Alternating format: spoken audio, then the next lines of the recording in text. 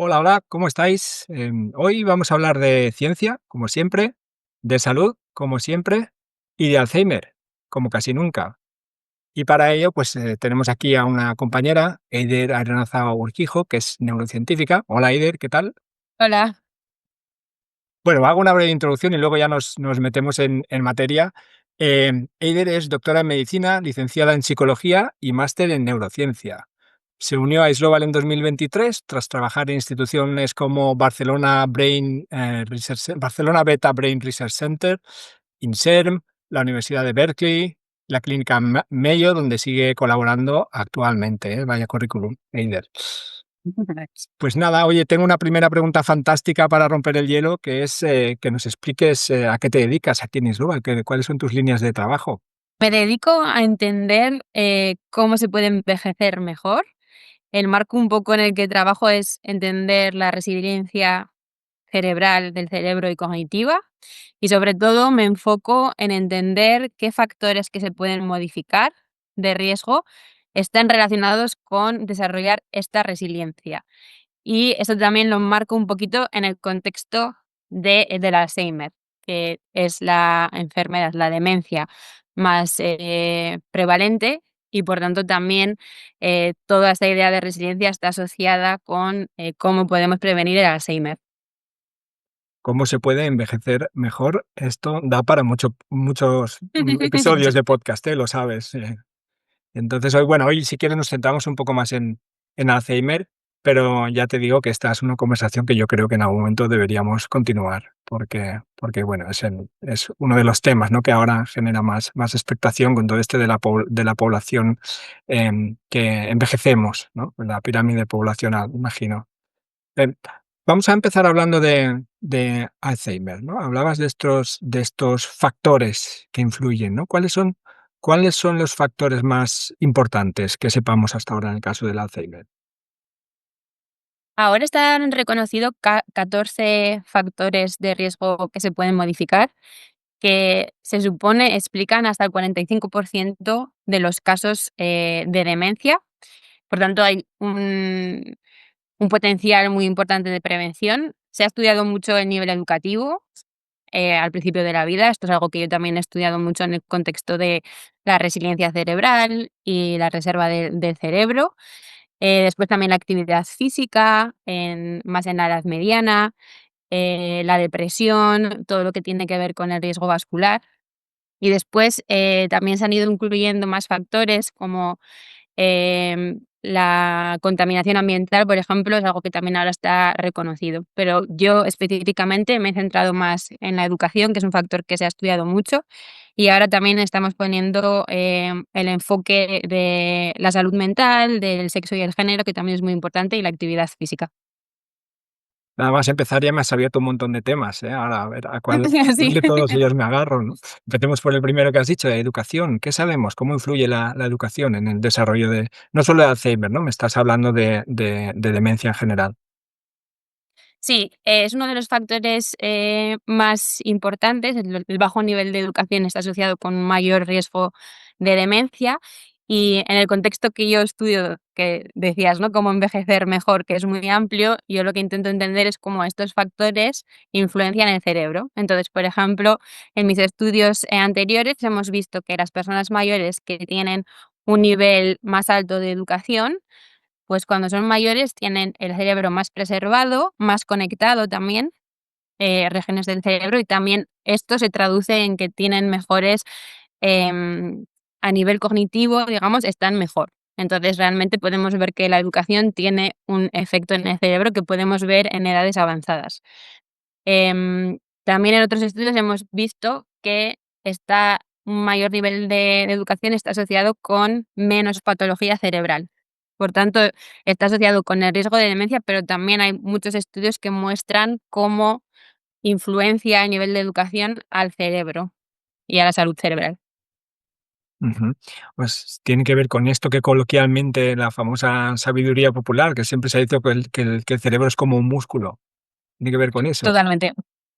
Sí, totalmente. Creo que esta es la idea que también quizás, bueno, un concepto que se utiliza mucho de la reserva cerebral o la reserva cognitiva, ¿no? Que es como una reserva que puedes ir construyendo, digamos, a lo largo de la vida y que tiene que ver con hacer actividad cognitiva, ¿no? Que también está asociado con la educación, también con hacer deporte. Pero sí, al final es la idea que dices de que utilizar el cerebro, ¿no? Es un músculo, pues se asocia con una preservación, con mantener el cerebro mejor cuando llegas a la edad adulta. ¿Y esto en realidad qué significa, esto de que tenga este factor de protección? ¿Significa que hay, menor riesgo de desarrollar la enfermedad? ¿O que es un desarrollo a lo mejor más tardío, más resistencia frente a la enfermedad, o ambas cosas?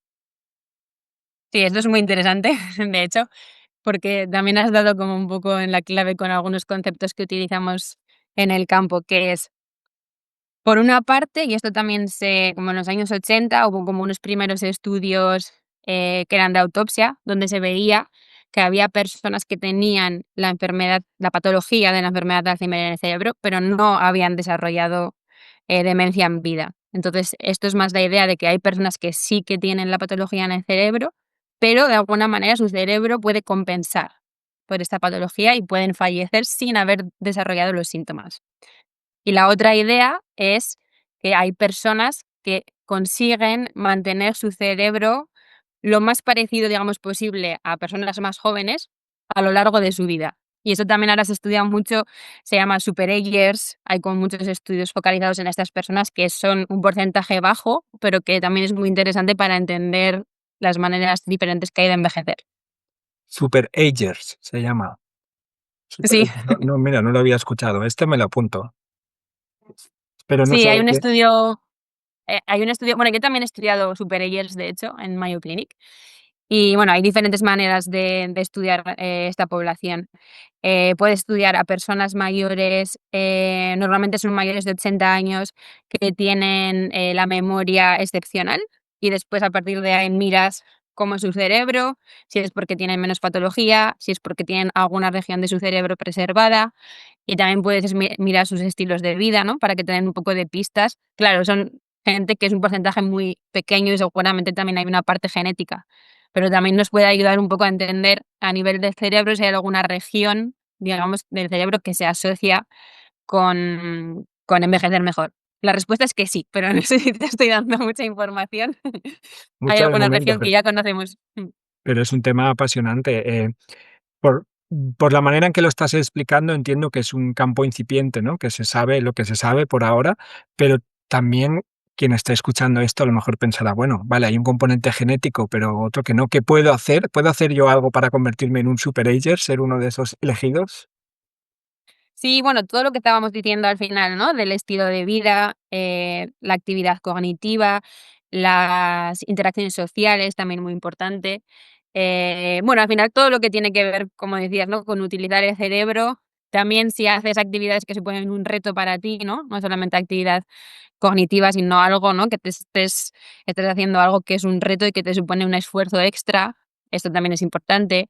La actividad física, como decíamos, al final son, digamos, creo que estilos de vida, ¿no? Que conocemos y creo que también muchas veces se dice lo que es bueno para el corazón es bueno para el cerebro, porque mucha gente quizás si le preguntas si saben cómo envejecer mejor a nivel cerebral, no saben contestarte, pero sí que pueden, ¿no? Conocer todos estos estilos de vida que se asocian con quizás otras, sí, con otras, como con el riesgo vascular o con otras enfermedades. O sea, que estar en el sofá viendo la tele o con el móvil haciendo scroll todo el día, a lo mejor no es lo más indicado, ¿no? No, de hecho, el sedentarismo y la inactividad física es uno de los factores de riesgo que también hemos estudiado ahora en un artículo que hemos realizado y sobre todo en la edad mediana. O sea, que sí, esto no es algo bueno. Vamos a entrar en eso. Si quieres, has dicho que ¿no? Son 14 factores en total, no tendremos tiempo de entrar en todos, pero este sí que era uno de los que yo tenía claro que te quería preguntar por él. Este estudio que mencionas tú, que habéis publicado recientemente, explícanos, ¿no? Al final, el titular que salió en muchos medios de comunicación era que la actividad física era un factor protector. La actividad física en la edad mediana, ¿no? Era un factor protector frente al Alzheimer. Cuéntanos un poco Sí, cómo. Nos centramos en la edad mediana, porque, bueno, cada año, cada, no sé, X años, hay, en el Lancet hay como una comisión, ¿no?, que revisa todos los factores de riesgo y también, digamos, que los coloca si es como al principio de la vida, en la edad mediana o al final de la vida. Y ahora ya está como reconocido que el riesgo de la inactividad física es importante, sobre todo en la edad, mediana. A nivel de cambios de Alzheimer, este periodo de vida también es muy importante, porque ahora sabemos que los cambios asociados con la enfermedad de Alzheimer pueden ocurrir hasta 2 décadas antes de que tengas los síntomas. Quiere decir que a los 40, entre los 45, 50, 55 ya puedes ver cambios, sobre todo si son personas que tienen historia familiar, que es el caso de las personas de nuestro estudio. Entonces, este era el primer foco, era en esta población de personas que tenían historia familiar y que, como explicaba, ¿no?, podemos ya empezar a ver algunos cambios asociados con la enfermedad de Alzheimer. Entonces, lo que hicimos es, durante 4 años, miramos, cómo cambiaba su, nivel de actividad física, cuántos minutos de actividad física hacían por semana y también si se adherían a las recomendaciones de la Organización Mundial de la Salud. Y después, pudimos ver la relación entre estos cambios y la deposición de amiloide, que es la proteína que causa el Alzheimer, la primera proteína que se acumula en esta enfermedad, y también el grosor cortical de áreas que están relacionadas con la memoria. Y lo que vimos es que las personas que pasaban de estar inactivos a activos mostraban menos acumulación de la deposición de la proteína amiloide, perdón. Las personas que eran sedentarias durante estos 4 años tenían menos grosor cortical en estas áreas que sabemos que son importantes para la memoria. Y después, a nivel de cambio en minutos, veíamos que había también una asociación entre si aumentabas este nivel de actividad física, los minutos, con una menor deposición de amiloide, sugiriendo que no es solamente seguir, digamos, las recomendaciones de la Organización Mundial de la Salud, sino que si aumentas, digamos que cualquier aumento de actividad física es importante en relación a la deposición de amiloide. ¿Aumento en cuanto a tiempo o en cuanto a vigor de la actividad, a tipo de actividad? Sí, era minutos, minutos por semana, o sea, era tiempo. La mayoría, esta es una pregunta que de hecho, que me han hecho muchas veces, porque muchas veces se confunde la actividad física con el ejercicio. Entonces, muchas personas, cuando hablábamos de estos resultados, pensaban que estábamos hablando de que tenías que hacer un ejercicio, no sé, vigoroso y realmente la mayoría de los participantes hacían, o sea, la actividad física principal que hacían eran caminar. Quiere decir que esto también es importante, que hagan actividades como caminar, nadar o hacer actividades en casa, y que también el mensaje yo creo que es importante porque al final son cosas que puedes, eh, hacer o intentar hacer cambios en tu vida diaria, ¿no? De hacer un poco más de actividad física, si puedes coger las escaleras en vez de el ascensor, o si puedes caminar para ir al trabajo, si puedes, porque siempre no se puede. O bueno, pues al final ir incluyendo, ¿no?, estos pequeños cambios, y la mayoría, de hecho, lo hacían actividades moderadas, no actividades vigorosas. Es decir, que no me mate nadie, pero que a lo mejor no hace falta hacer ultramaratones, ¿no? Sí, estoy de acuerdo. Pero este es el mensaje. Y creo que es importante porque esto, la mayoría de gente piensa, ¿no?, en ejercicio, piensa en algo más, sí, más vigoroso, ¿no? Más, y al fin y al cabo lo que veíamos, y eso también se ha visto en otros estudios, es que cualquier, bueno, aumento, incluso, hacer más pasos al día es importante a nivel de salud cerebral. Se trata de moverse, básicamente, ¿no? Exacto. Sí, totalmente. Bu Al final, es curioso, pero hay muchas conclusiones en la ciencia que se correlacionan con el sentido común, ¿no? Lo que pasa es que demostrarlo lleva mucho tiempo y mucho esfuerzo, pero tú fíjate que lo que estamos hablando hasta ahora como factores protectores contra el Alzheimer es, pues, ejercitar el cerebro y ejercitar el cuerpo, que se Sí. parecen mucho más a estar vivos que el sedentarismo o que no ejercitar el cerebro, que en realidad se parece mucho más a lo que es estar muerto, ¿no? Al final sí que hay un componente ahí bastante de sentido común, aunque bueno, la ciencia no siempre funciona así. Em, Eider, abro otro gran bloque de otro tema que habéis estudiado, que es el tema de el sexo y el género en las demencias y en el Alzheimer en concreto. ¿Qué diferencias se observan? Sí, es una temática también que ahora está habiendo muchos estudios. Pues, por una parte, sabemos que la mayoría de los casos de Alzheimer son mujeres, de 3 casos, 2 son mujeres, o sea, hay una prevalencia mayor en mujeres, y las mujeres también tienen un mayor riesgo a lo largo de la vida de desarrollar Alzheimer.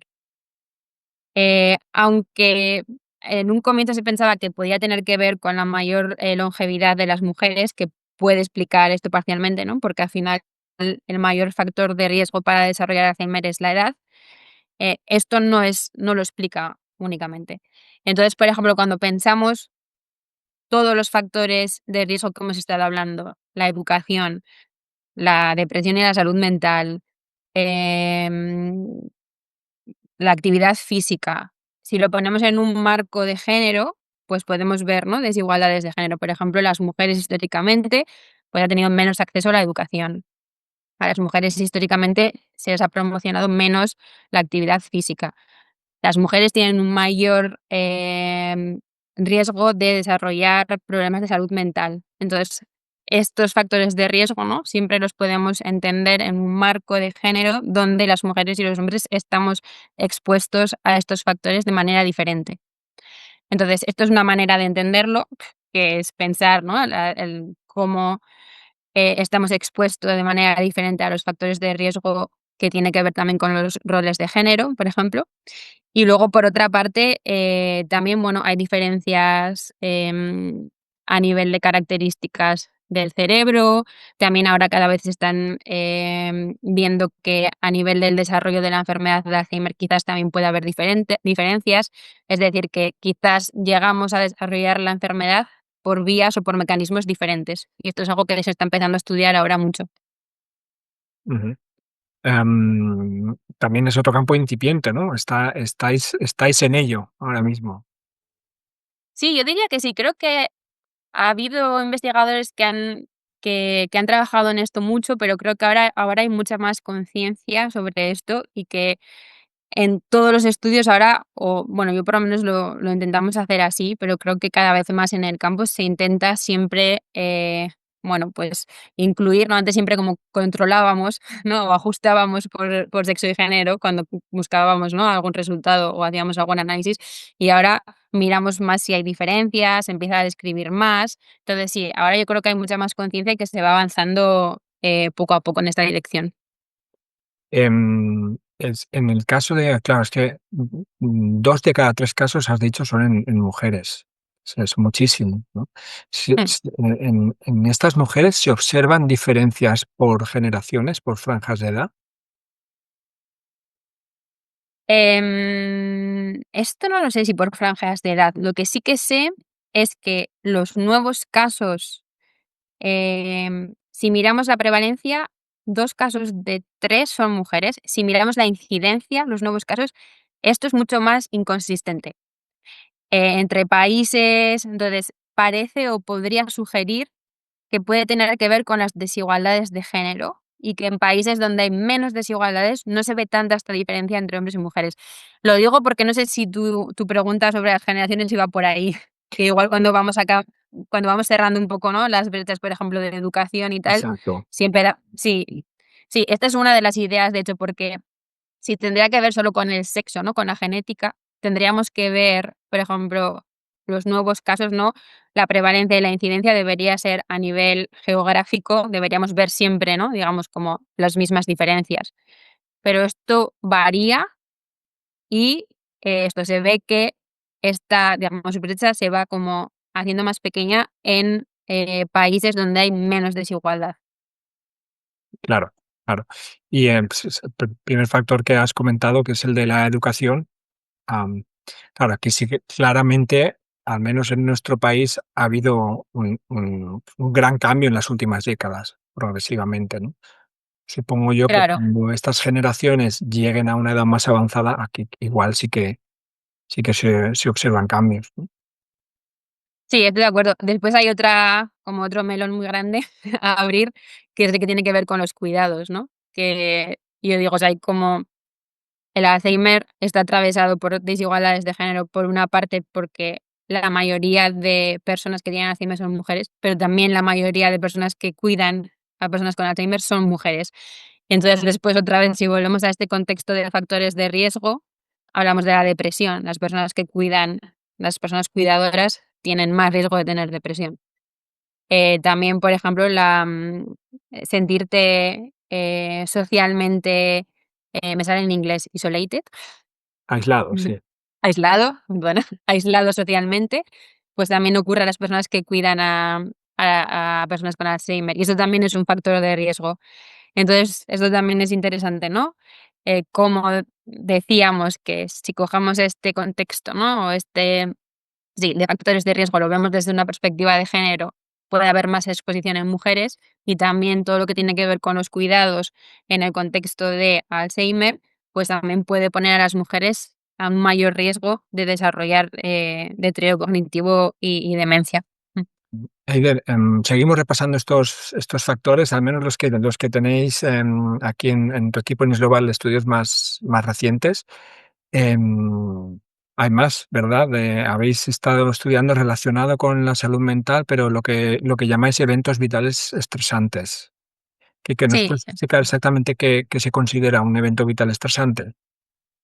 sí. Son eventos que para cualquier persona, digamos, puede suponer un estrés, ¿no? Podemos tener diferencias en lo que definimos como estresante, pero hay algunos eventos, de hecho, utilizamos un cuestionario que está desarrollado en base a entrevistas que se ha hecho a personas mayores, y entonces ahí se recogen eventos que se suponen que tienen un impacto en todas las personas. Podría ser el fallecimiento de un hijo o de una hija, de la pareja, tener una crisis económica grave, haber sido víctima de abuso. Entonces, digamos que son eventos que ocurren durante la vida que para cualquier persona podrían ser considerados, podrían tener un impacto, digamos, en su salud y que consideramos de manera general estresantes. Y los estudiamos en el contexto, como has dicho, de la salud mental, porque la depresión ya es un factor que está incluido, que está muy establecido como un factor, de riesgo en el contexto de demencia y Alzheimer, pero también siempre nos gusta ir como un poco más antes, ¿no? Es decir, si al final tú estás expuesto a a más eventos estresantes durante tu vida, también tienes un mayor riesgo de desarrollar demencia. Entonces, si podemos de demencia, perdón, de desarrollar depresión, que es un factor de riesgo para demencia. Entonces, si podemos antes identificar, bueno, estas personas que están ahora viviendo estos factores estresantes y que además quizás tienen, no sé, una historia familiar, y podemos intervenir o podemos ofrecerles, ¿no?, alguna intervención para que puedan, aprender a cómo, lidiar con el estrés, pues, bueno, un poquito es esta la idea, ¿no?, de intentar ir siempre antes, no esperar a desarrollar depresión, por ejemplo, sino si podemos ir antes y ver si, sobre todo, eso en el contexto de personas que tienen un mayor riesgo porque tienen historia familiar, por ejemplo, pues podemos decir, bueno, si están pasando por una situación así, esto les va a poner a un riesgo mayor, ¿no? Va a aumentar su riesgo. El año pasado ya publicasteis un estudio donde sí que veíais que había una relación entre eventos vitales estresantes y Alzheimer, ¿cierto? Exacto. Lo vimos sobre todo o sea, lo vimos en personas que además habían desarrollado una condición psiquiátrica, que habían tenido un diagnóstico psiquiátrico. Mm. Ujú. ¿Solo en estas personas o, en estas personas el riesgo era mayor? Cuando miramos digamos, todas las personas que estaban en el estudio, era solamente si habían también tenido una historia, o sea, un diagnóstico psiquiátrico. Mm. Ajá. Y entonces ahora, este año, ahora muy recientemente habéis publicado otro estudio que continúa el anterior. Explícanoslo, Sí. por favor, que lo explicarás tú mucho mejor que yo. Sí, en el anterior, mirábamos la acumulación, de estos eventos estresantes, y ahora queríamos saber si había alguno específico, un poco también ligado con lo que decía de intentar identificar el momento en que, ¿no?, puedes intervenir, por ejemplo, para reducir el riesgo de desarrollar demencia en una persona. Pues queríamos ver si había algún evento específico que fuese más importante en relación a cambios patológicos de la enfermedad de Alzheimer y también con la atrofia cerebral. Y lo que vimos es que era el fallecimiento de la pareja, estaba asociado con la patología de la enfermedad de Alzheimer. Este era como el más importante. Y luego a nivel de cuando miramos la estructura cerebral, lo que veíamos es que eran los estresores que tenían que ver con la economía, el desempleo y si habías tenido alguna crisis económica importante que se asociaban más con estos cambios en el cerebro, en la estructura del cerebro. Y después también miramos a nivel de educación y sexo-género si había diferencias. No sé si quieres que te explique, te sigo o, o comentamos Sí, esto no y es que te quiero preguntar por todos en realidad. Vale. Hasta el fallecimiento de la pareja, que es el primero que has mencionado, o sea, el fallecimiento de la pareja es un factor de riesgo, de Alzheimer, ¿no? Según vuestro estudio. ¿Esto se da por Esto igual estaba también. en hombres y en mujeres o hay diferencias por sexo? Veíamos diferencias, sí. Veíamos que, en los hombres, tenía un mayor impacto, sobre todo en relación con la deposición de amiloide. O sea, al final lo que hacemos con nuestros estudios es intentar entender más qué es lo que ocurre en el cerebro, ¿no? Antes también me decías que, bueno, muchas de las cosas que decimos son como parecen como lógicas, ¿no? O cuáles son los factores o cuál es el estilo de vida que tenemos que tener. Bueno, aquí lo que intentamos un poco más es como entender qué es lo que ocurre en el cerebro o cómo estos factores influencian el cerebro. Entonces, a nivel de los hombres, lo que veíamos es que sobre todo tenía que ver con la acumulación de esta proteína, la proteína amiloide, que es la primera que se empieza a acumular patológicamente en el contexto de Alzheimer. Y en las mujeres, sin embargo, veíamos que hay como otro mecanismo que tenía que ver más con la deposición de tau, de la proteína tau, que es algo que viene más tarde. Y que es interesante porque también ahora hay bastantes estudios que muestran que en las mujeres, de hecho, esta proteína se acumula más rápida que en los hombres. Entonces, esto es, la primera parte que vimos con sexo y también después incluimos la parte de educación y veíamos también que las personas con menor educación también tenía un impacto mayor en estas proteínas, em, el fallecimiento de la pareja. O sea, que hay poner otra vez, ¿no?, el contexto de sexo, género y también del nivel educativo parece importante para entender el impacto de estos factores en el cerebro. Claro, son situaciones donde la persona está sufriendo, pero es curioso ver cómo luego eso afecta de una manera diferente, ¿no? Según si es un hombre o una mujer, es muy curioso. Am, Sí, nosotros lo explicamos un poco por los roles de género, porque de hecho la idea de mirar esto, de mirarlo, ¿no?, con esa perspectiva era así, ¿no? Los hombres, suelen tener círculos sociales más pequeños y las mujeres más grandes, más apoyo social, sí, las mujeres.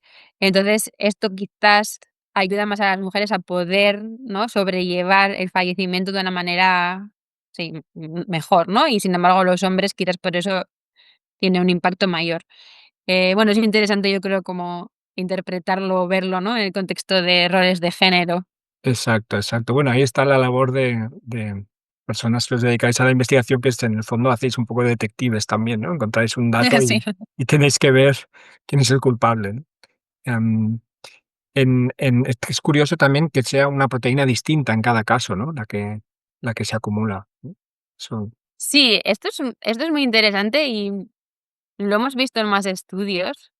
Y claro, es como lo que podemos decir tampoco es conclusivo. Lo que sí que es cierto es que parece que las mujeres son más susceptibles a la acumulación de la proteína tau que los hombres.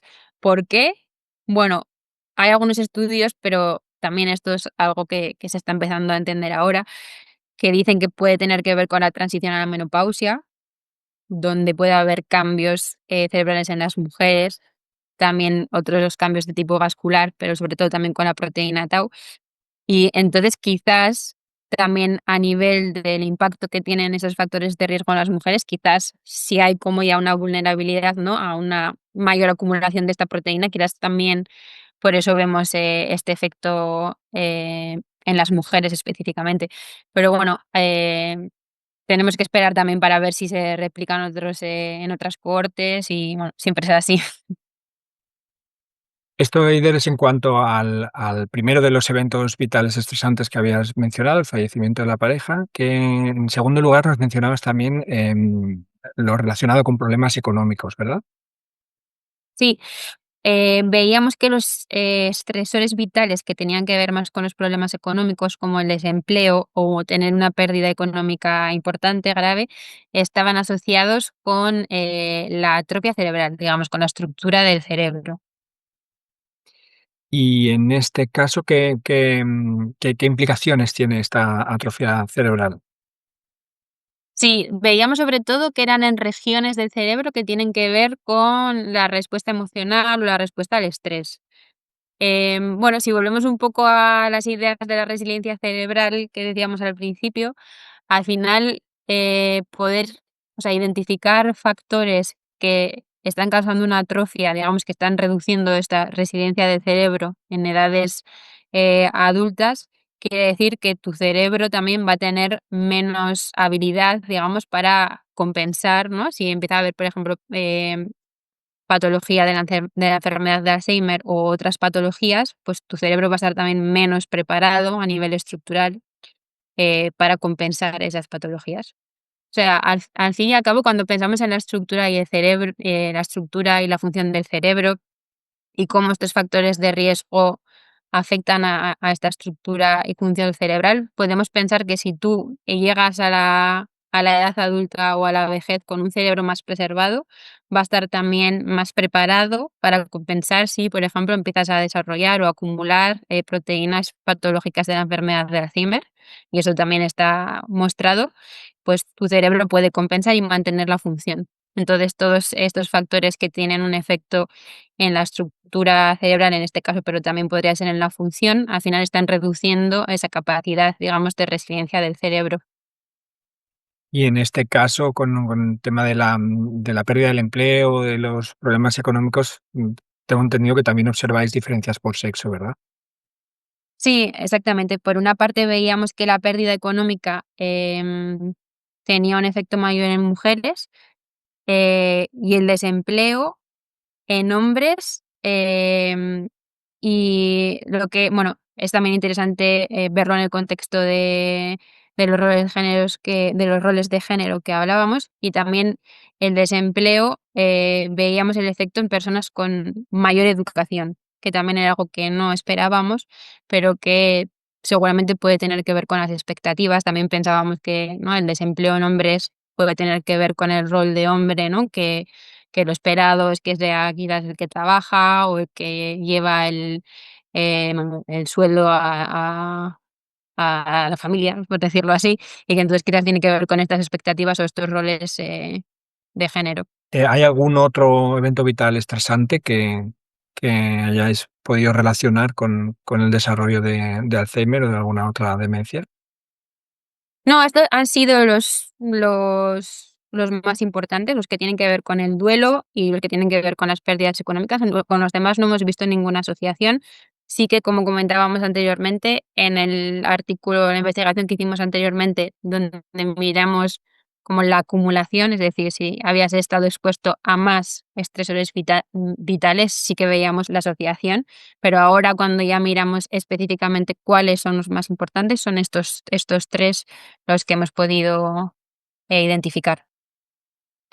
Perdóname si me lo llevo todo esto a un terreno muy básico, porque yo en realidad es que soy muy básico, pero al final Y lo que nos estás diciendo es que nos mantengamos físicamente y mentalmente activos, ¿no? Y sí, que quizá tengamos que tomarnos la vida un poco menos en serio. Si fuésemos capaces de atravesar estas situaciones tan críticas que se dan en la vida, de una manera más ligera, quizá crees que los resultados hubiesen sido distintos. Una manera de sí, saberlo. sí, bueno, en un estudio que hice anteriormente, estudiamos en vez de los estresores vitales, la capacidad que teníamos para lidiar, gestionar el estrés, y esto también estaba asociado con, mejor salud cerebral. O sea que esto es interesante, ¿no? Que también se puede, digamos, intervenir o hacer algo, ¿no? Es decir, intentar como hacer una intervención, mejorar nuestra capacidad de resiliencia y tal. Por otra parte, algo que yo he aprendido o he cambiado mi visión en los últimos años, porque siempre me he centrado mucho en entender los factores de riesgo individuales, es que también hay que cambiar un poco el foco y ver cómo podemos cambiar, por ejemplo, políticas de salud, el entorno urbano, que ahora también estoy estudiando, ¿no? Es decir, cuando podemos decir a las personas: "Tienes que hacer más actividad física", o podemos intentar pensar en entornos urbanos que permitan hacer actividad física, ¿no? Me parece también interesante de quitar un poco el peso en las personas, ¿no? Que es como: "Haz ejercicio, no te estreses, come bien", ¿no? Que es como intentar ver también si podemos hacer algo desde una perspectiva más, sí, de políticas públicas, por ejemplo, y lo mismo un poco para el estrés, ¿no? Sí, claro, podemos individualmente intentar aprender a gestionar el estrés, pero, por ejemplo, otro de los resultados del estudio es que las mujeres y las personas con menos nivel de educación se exponían más a algunos estresores vitales, y esto tiene que ver con los determinantes de la salud, ¿no? Es algo que no está en nuestras manos. Entonces, también es interesante, ¿no? Pensar si se le puede hacer algo desde ese contexto en vez de poner todo el foco solo en las personas. No sé, eso también me parece interesante. Claro, todo el foco y la responsabilidad, ¿no? Que estamos al final Sí, exacto. acabamos llegando al terreno de la culpa por esta vía, ¿no? De la culpa individual. Y como bien Sí, dices, hay exacto. factores que son sociales. Sí, que también podemos pensar eso, ¿no? Al final, cómo darle un enfoque, de esta manera, quitando un poco, sí, la culpa, eso, y el foco al final, ¿no? En las personas, que yo puedo entender que a veces es complicado, ¿no? Hacer todo este tipo de sobre todo lo que tiene que ver con la salud mental, que quizás a veces no es algo que esté en tus manos, ¿no? Que puede tener que ver con tu situación social o tu situación económica. Entonces, sí, creo que es un enfoque también interesante el intentar quitar un poco eso, el enfoque tanto del individuo y pensar más cómo podemos cambiarlo desde otro contexto. Claro, claro, sí, ya. Lo decía, ya te advertía que estaba frivolizando un poco, pero lo entiendo perfectamente, ¿eh? Que esta situación donde una persona está ante una crisis, vital importante, la respuesta no puede ser: "Tómatelo más a la ligera", obviamente, está claro. Bueno, de hecho, nos hicieron una editorial de este artículo y se llamaba, bueno, tenía un título, pero era Hakuna Matata. Y luego, entonces, y bueno, hablaban también, ¿no? Bueno, fue una editorial muy interesante, creo, ¿no? Porque hablaban también de la medicina de precisión, de cómo al final, ¿no? Meter estos conceptos de sexo, género, de los determinantes sociales para entender la enfermedad. Pero al final también el mensaje era un poco esto, Hakuna Matata, que era como, bueno, vamos a tomarnos las cosas, ¿no? De manera más, Bueno, sí que es algo que se está viendo en muchos estudios, no solo en tema de demencia, sino pues que el estrés no le sienta bien al cuerpo, ¿no? A diferentes niveles, eso está claro. Otra sí, cuestión ya más compleja es cómo evitar este estrés, ¿no? Estas situaciones, pero eso ya, claro. como se dice, es harina de otro costal. Idera, avánzanos si ya has dado alguna pincelada, pero ¿en qué estáis trabajando ahora? ¿Qué es lo próximo que sabremos de vuestro grupo? Sí, pues, estamos intentando justamente poner un poco más la perspectiva del entorno urbano en personas, mayores y también personas con deterioro cognitivo y demencia, en relación a la actividad física y también al sueño, que también el sueño es otro factor que se está estudiando mucho en el contexto de Alzheimer. En este caso sería la idea de ver si las personas que viven en áreas en las que se puede caminar de manera más sencilla hacen más actividad física y esto tiene un impacto en su salud cerebral. Y a nivel de sueño también lo vamos a hacer bueno, con medidas de ruido, o sea, y un poco también del estrés urbano y ver si esto, bueno, pues afecta a la calidad del sueño. Entonces, bueno, es un poco la idea que comentábamos de intentar abrir un poco la perspectiva y en vez de centrarnos solo en estos factores individuales, ver si el entorno bueno, puede facilitar, por eso, por ejemplo, envejecer de manera más activa o dormir mejor. Y bueno, esto por un lado, y luego, bueno, seguimos un poco haciendo también los estudios sobre salud mental, actividad física, esto seguimos también, y también super aging en colaboración con la Clínica Mayo, que ya hizo una publicación y también, bueno, muy interesante de ver, cuáles son los estilos de vida de estas personas, cómo es, a nivel cerebral, bueno, cómo está el cerebro, a nivel patológico. Un poco estas 2 cosas son ahora las que vamos haciendo. Uno de los factores que has comentado al principio de la conversación era el de las conexiones sociales, ¿no? que también está muy Sí, ligado al entorno urbano. exacto. Esto es muy interesante y, de hecho, cuando miramos medidas de como de, bueno, walkability, ¿no? Como de caminable, no sé si se diría así en castellano, esto entorno. Una de las hipótesis también es esta, que si estás en un, ¿no? En una zona en la que caminas más, también puedes, sales a hacer la compra, ¿no? Hablas más con las personas de tu barrio, y seguramente esto también tiene que ver con las conexiones sociales, sí. Ujú. Vamos cerrando ya, Eider. Yo creo vamos a llamar a esto la primera parte de una conversación que espero poder seguir otro día, porque hay muchos temas por tocar. Em, Se habla de este contexto de sociedades donde la población está envejecida, pero al mismo tiempo la esperanza de vida ha ido aumentando. Entonces, todo esto ligado a una mayor prevalencia de las demencias. ¿En qué punto estamos respecto a eso? ¿Qué es lo que podemos esperar en los próximos años? ¿Un incremento va a seguir el incremento de la prevalencia? ¿Hay esperanzas de encontrar algún tratamiento efectivo? ¿Qué nos puedes decir?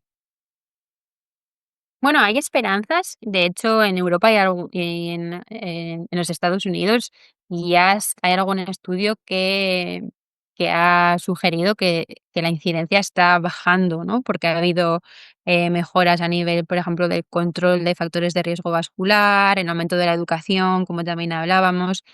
Em, ya hay estudios que apuntan a esto. Y por otra parte, también ha habido muchos avances en los últimos años. Creo que ha sido realmente brutal los avances que ha habido en el campo del Alzheimer, desde, bueno, técnicas de neuroimagen que ahora nos permiten identificar la patología en el cerebro antes de que haya ningún síntoma. Anteriormente, solamente se podía diagnosticar, ¿no? Tener el diagnóstico definitivo de Alzheimer cuando la persona había fallecido y en autopsia. Entonces, esto nos permite también, bueno, hacer el tipo de estudios que hacemos, ¿no? Donde podemos empezar a ligar estos factores de riesgo con el desarrollo de estas proteínas.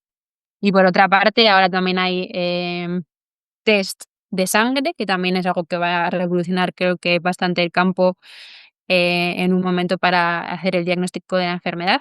Y también, bueno, empieza a haber tratamientos que, bueno, todavía digamos que son modestos a nivel del beneficio que hay y también muy caros, y ahora hay bastante debate en el campo sobre esto, pero bueno, creo que vamos en la buena dirección.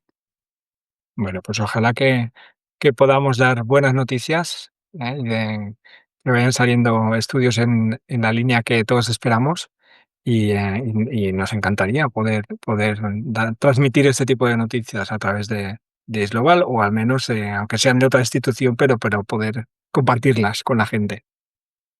Pues espero que sea así. Ojalá. Pues Eider, muchísimas gracias por esta conversación y te emplazo a seguir hablando otro día. Gracias, Pau.